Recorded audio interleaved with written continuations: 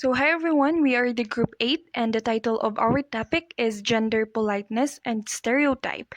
So, Miss Crystal Garces will be the one to discuss the women's language and confidence, and as well as the women's speech characteristics. And the features of women's language and gossip will be cast by Mr. J.B. Gascon, and Mr. Tyler Borja will be going to discuss the lack of linguistic feature as politeness device. And I will be discussing politeness and as well as interaction. So hope you guys enjoy our video. I'm Crystal J. Garces, and I'm going to discuss about the women's language and confidence and the features of women's language, we have five five features of women's language. We have lexical hedges, tag question, rising intonation, intensifier, and super polite. Okay, so let's start with the discussion about the women's language and confidence. Okay, some social dialectologists suggested that women were status conscious and that this was reflected in their use of standard speech forms. Robin Lakoff, an American linguist, suggests almost the opposite. Okay, she argued that women were using language which reinforced their subordinate status. They were colluding in their own subordination by the way they spoke. Robin Lakoff shifted the focus of research on gender differences to syntax, semantics, and styles. She suggested that women's subordinate social status in American society is reflected in the language women use, as well as in the language used about them. She identified a number of linguistic features which she claimed were used more often by women than by men, and which, in her opinion, express uncertainty and lack of confidence. Features of women's language. So we have lexical hedges, tag question, rising intonation, and intensifiers, and super polite. Okay, so lexical hedges. What do we mean by lexical hedges? Of course, for example, well, sort of, and you see. Okay, so hedging is an aspect of women's insecurity. According to Lakoff, one would expect to be randomly scattered throughout women's speech, since its usage is supposed to reflect the general insecurity of the speaker.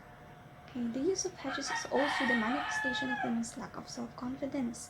So Lakoff considered that pause fillers are also categorized as hedges because of their function, which is expressing lack of confidence or uncertainty.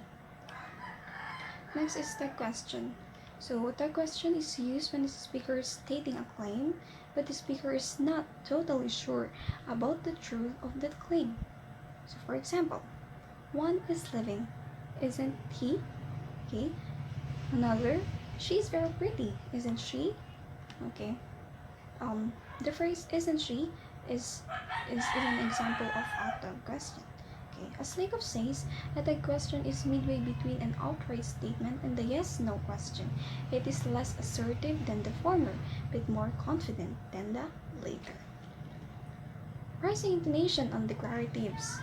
Okay, women show an assertive behavior by using question intonation in conjunction with declarative sentences.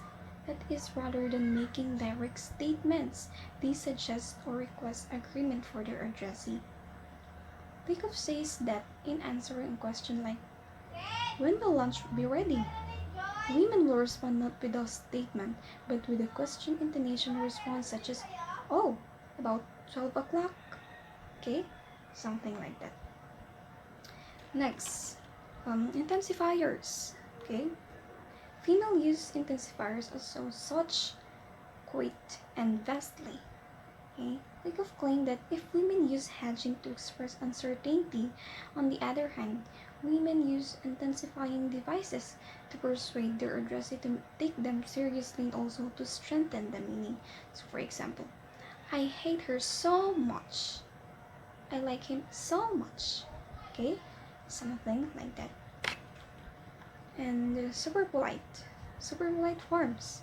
Women are said to frame requests and other sorts of utterances with excessively polite forms such as, "Would you please open the door if you don't mind?" Then, forms are often used by women than men. Okay, that's it. Thank you.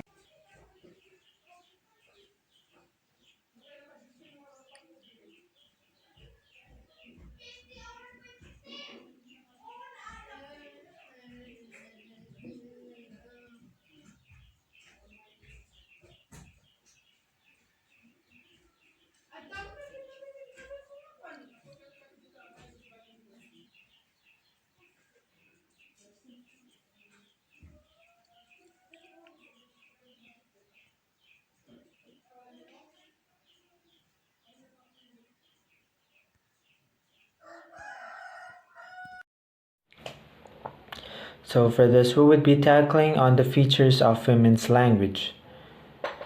There are many features of women's language, but we would be only focusing on two, and that is hedging devices and boosting devices. Let me just give you an overview on those two topics. Hedging and boosting devices are modal elements. What I mean by modal elements is that they are to modify the force of the statement, either weakening it or intensifying it. Robin Lockoff said that women used more hedging devices and boosting devices than men. So let me just start on the first feature, hedges, otherwise known as hedging devices.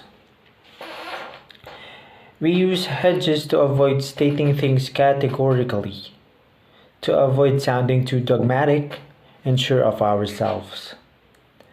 It softens the effect of the statement and reduces the force of utterance. It uses prosodic features like stress and low volume. Examples are sort of, rather, a bit, kind of, about, and sometimes tag questions. Tag questions are isn't it, can't we, and many other more. The reason why women uses hedges are to express uncertainty and lack of confidence into the conversation. So for this, let me just give you a example, like a sentence. Example is, I'm not really into it, like that. Some women say that. So let's proceed to the second feature, and that is boosters. Boosters are a way of adding friendly enthusiasm, expressing intense interest. Examples are really and so. Boosting devices are to intensify the force of utterance. They make a statement more powerful. Examples are really and so. For the example, let me just give you a sentence. Some women say that if they like a guy, they are sure of it, and they say, I really like him. It gives more power to the statement, right? So that is it for the features of women's language. Hi everyone, my name is Rontale Borja, and this is my report, Lack of Linguistic Features as Politeness Devices. The tag question is a syntactic device listed by lack of, which may express uncertainty, may express positive politeness, always used by teachers, interviewers, hosts at parties, and in general those in leadership roles who are responsible for the success of an interaction tend to use tags in this facilitative way. So mostly women in this research, women tend to use more tags than men. So maybe as women teachers, women interviewers, or not particularly women, but more in women. And the tag's function is not to express mostly uncertainty, but rather sometimes affectedly to soften the critical comment or the indicating concern. So those are the tag questions. So what exactly is a tag question? A question tag or a tag question is a grammatical structure in which a declarative or imperative statement is turned into a question by the addition of interrogative fragment. For example, in the sentence, "You are John, aren't you?" The statement "you are John" is turned into a question by the tag "aren't you?" So by the tag "aren't you," it has something to do with the rising intonation, and if you are concerning or concerned about someone's feelings, so you use falling intonation, right? So here are the some of examples of a tag question. A tag question expressing uncertainty. So in this example, Susan is a university student. She is telling her friend and flatmate about her experiences at school. So here is how it goes. I did my exams in 63. Was it? So you use a rising intonation when you are uncertain or not accurate of what you are saying. And here's a tag question with positive politeness. Um, in this example, Margaret is holding a small party to introduce a new neighbor, which is Frank, to other people in the street. She introduces Frank to an old friend, Andrew, and here it how it goes. Uh, Andrew, this is our new neighbor, Frank. Andrew has just changed jobs, haven't you? Andrew, yes, I am now a well paid computer programmer instead of a poorly paid administrative assistant. So, have you noticed the falling intonation if haven't you? That is like a providing an addressee to a shortcut with an easy entry into a conversation. So you're like making a topic for all three of you to get to know each other, providing way for him to talk, no? To talk easily, not just to butt in. So another example for the because women uses tag questions in a facilitative way more often than men. Because women tend to be more talkative. That's the stereotype, but no. Here's an example again. Mrs. Short is a primary school teacher working with a group of 5-year-olds. They are preparing for a nature walk by looking at pictures of birds, flowers, and leaves that they hope to see on their walk. And here is how it goes. Here is a pretty one. What's this one called, Simon? Simon replied, and pauses. So maybe he was bored. The kid was bored. So Mrs. Short, it's like she had to open a topic for the boy not to be bored or to provide with a topic of conversation. So here it goes. Here how it goes. See its tail? Look at its tail. It's a fantail, isn't it? So using a falling intonation again, just to it's like you're convincing. It's like you're convincing your student or convincing Simon that it's a fantail, right? No? So Simon replies, a fantail. I've seen one of them. So basically, lack of linguistic features or a syntactic device listed by lack of the tag questions, it has something to do with a falling intonation and rising intonation. So that's it. I hope you learned something from my report. Thank you.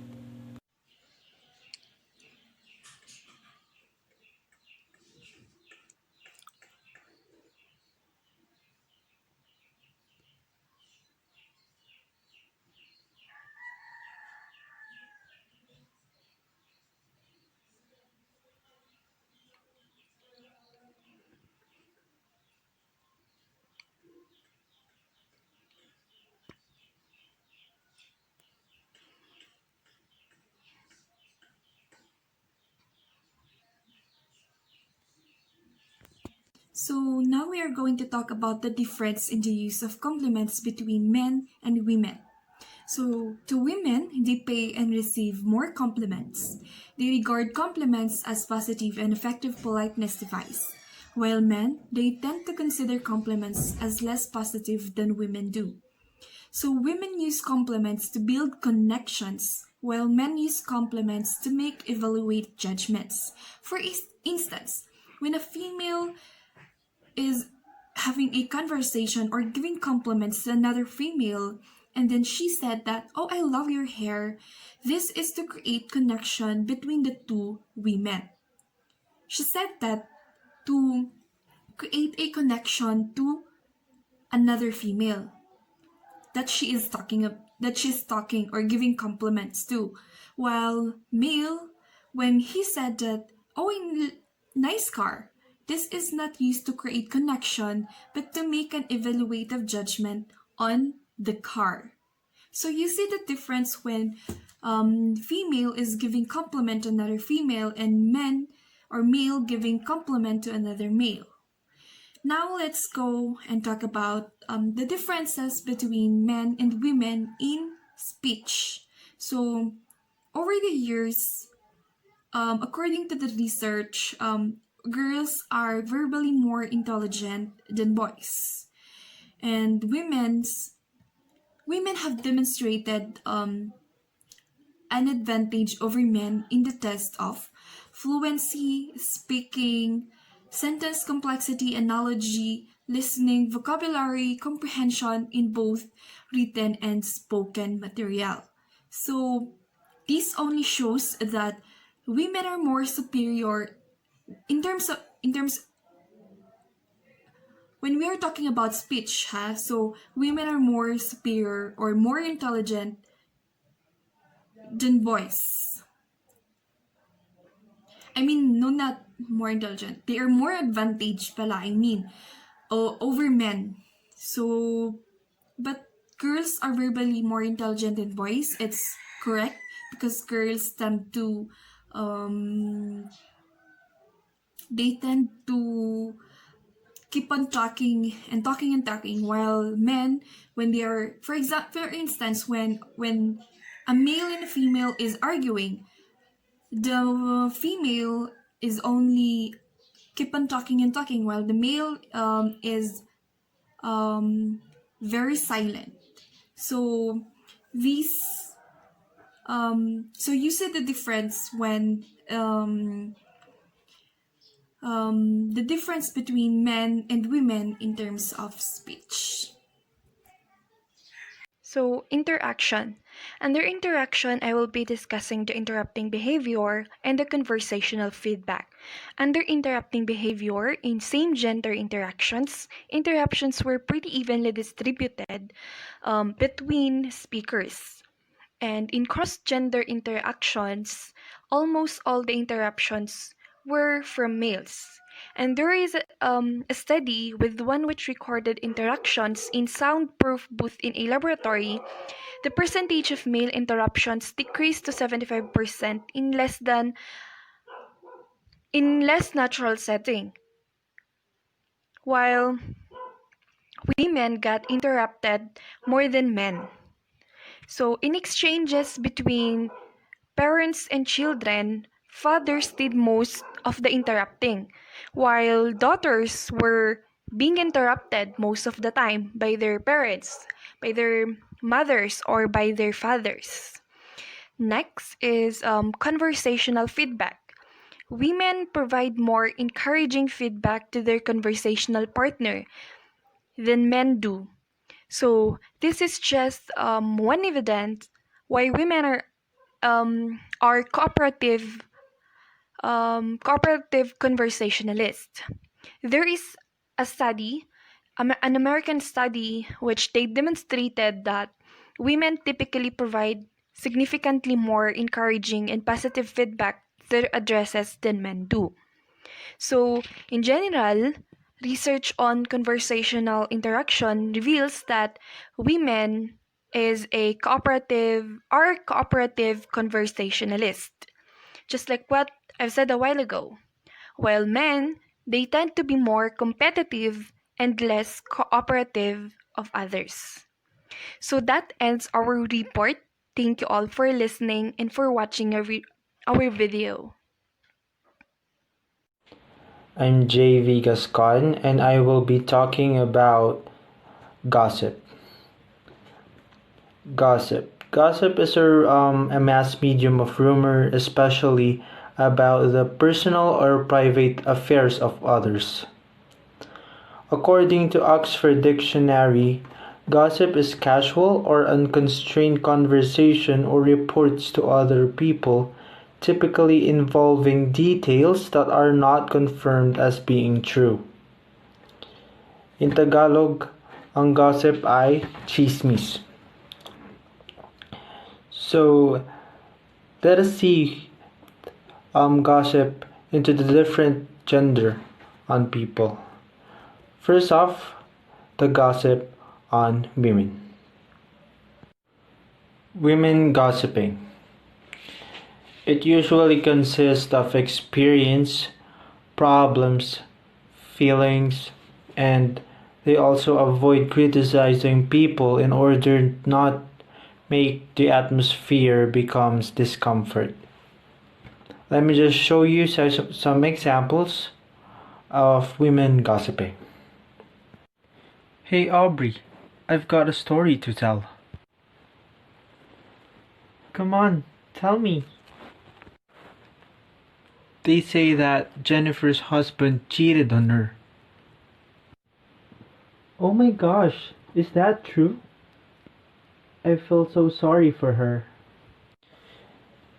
Men gossiping tend to argue about certain topic, criticize each other and sometimes make the conversational partner feels down. Hey James, look at that girl. Where, bro? There. Oh. Do you think I'll have a chance on her? Look at yourself, man. You think you'll have a chance on her? Don't make me laugh. And that is it for the topic of gossiping. So let me just end this topic by saying a quote coming from Socrates. Strong minds discusses ideas and dreams, while weak minds discusses about people. Thank you again for listening.